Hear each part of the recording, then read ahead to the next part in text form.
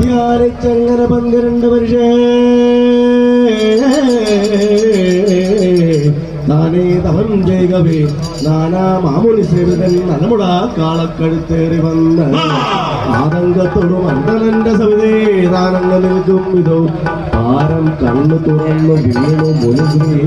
പാദം നമിച്ചാസയാ